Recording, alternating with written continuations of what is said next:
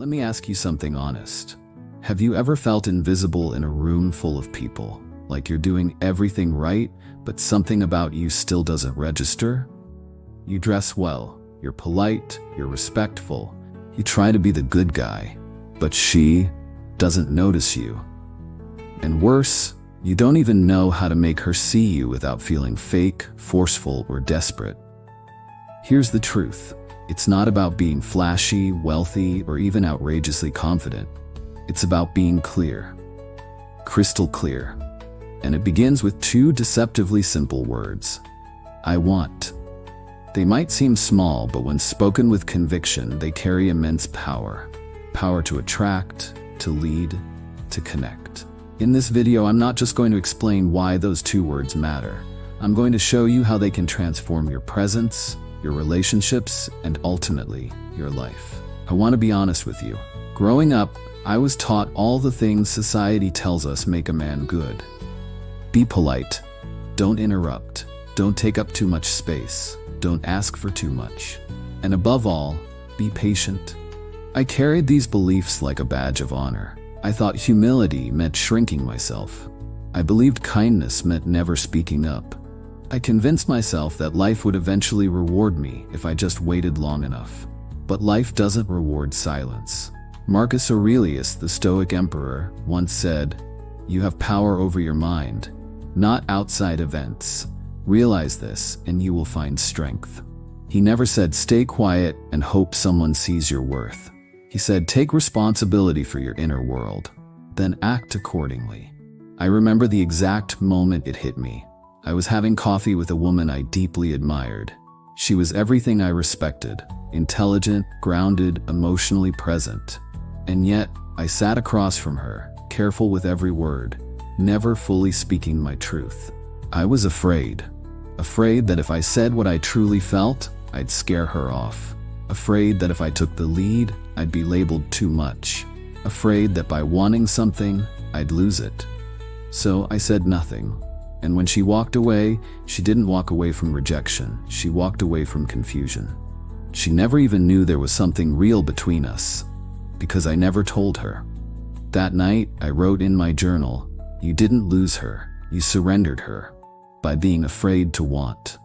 That sentence stayed with me for years. The more I reflected, the more I realized I had been trained to suppress desire, not just in love, but in life. It's like we're taught to be the reliable background character in someone else's movie. Quiet, predictable, never demanding too much. But here's what the Stoics teach us. Life is short, brutally short. Seneca wrote, "It is not that we have a short time to live, but that we waste a lot of it." And I had wasted years, not because I lacked opportunity, but because I lacked clarity. The truth is this. When you clearly declare your desires, you don't become needy. You become powerful. Because most men never do it. Let's talk about attraction, not the Hollywood version. I'm talking about the deep, energetic, unspoken magnetism that draws someone to you. That spark that can ignite with just a sentence, or even just a glance. That spark comes from certainty, from being grounded in what you believe, feel, and want. When you say, "I want," and you mean it, you are embodying leadership. Not the domineering kind, but the kind that women and people in general naturally lean toward. Because when you know where you're going, you become someone worth following.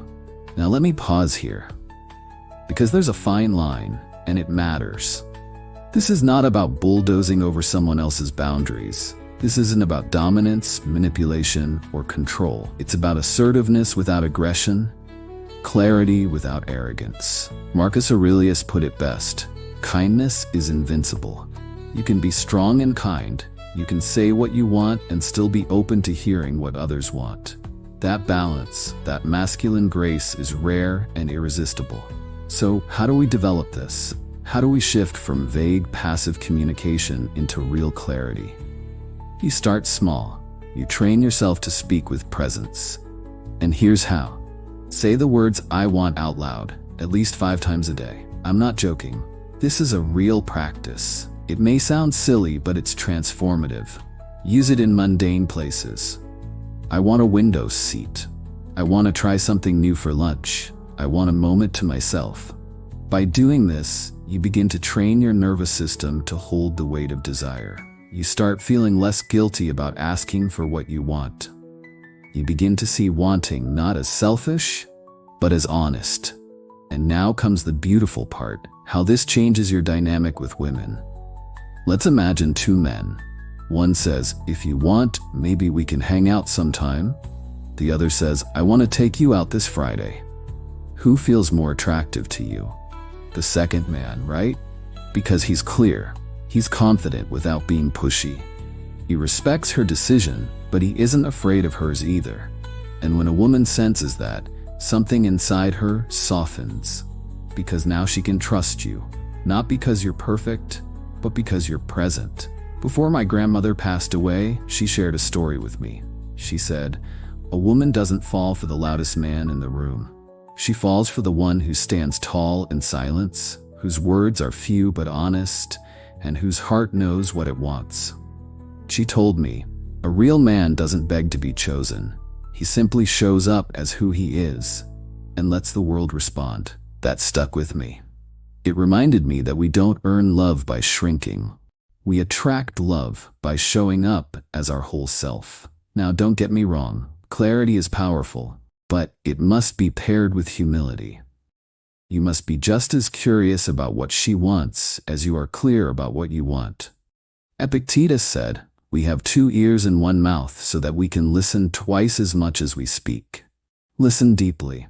Be willing to adjust. Be open to compromise, but never compromise your core. Never dilute yourself just to fit someone else's mold, because the right person will want you, not a watered-down version of you. So let's talk about the elephant in the room. Rejection. It's scary, I get it. No one likes putting their heart out there and not being received. But let me offer you a Stoic reframe. Rejection is just data. It's information. It's not a verdict on your worth. You are not rejected. Your proposal was. You are still intact, still whole, still powerful. Seneca said, if you wish to be loved, love. But I'd add, if you wish to be heard, speak. If you wish to be seen, stand up. If you wish to live, choose. So my friend, here is your challenge this week. Say I want at least 5 times a day. Start small, build the muscle. And don't just say it when you're alone. Practice with friends, strangers, colleagues. And when the moment comes with the woman you admire, let those words come from your chest, not just your lips. I want to know you better. I want to spend time with you. I want something real. These aren't just words. They are anchors. They tell the world and yourself that you're no longer hiding. When you start doing this consistently, something extraordinary happens. You begin walking taller. You speak slower, but with more depth. You stop apologizing for taking up space. And that is when the world takes notice. That's when she takes notice. You become the man who doesn't chase approval, because he already owns his value. The Stoics didn't preach arrogance. They taught equanimity, a calm confidence born from knowing what you control and what you don't. When you say I want from a place of integrity, you're not chasing, you're choosing. You're becoming the man you are always meant to be. If you've made it this far, I know you're serious. You're not here for shallow tricks or one-liners. You're here to grow, to evolve, to lead. So here's what I want you to do. In the comments below, write one thing you'll start asking for this week. Something real, something you've been afraid to claim. Then do the work. Say it 5 times a day, out loud, with heart. And if this message resonated with you, share it with someone who needs to hear it. Because in a world full of noise, passivity, and uncertainty, we need more men who speak with clarity, where ancient wisdom meets modern masculinity. And remember, the life you crave, the love you dream of, the purpose you long for, it's all on the other side of 2 words, I want. Now say it and live it.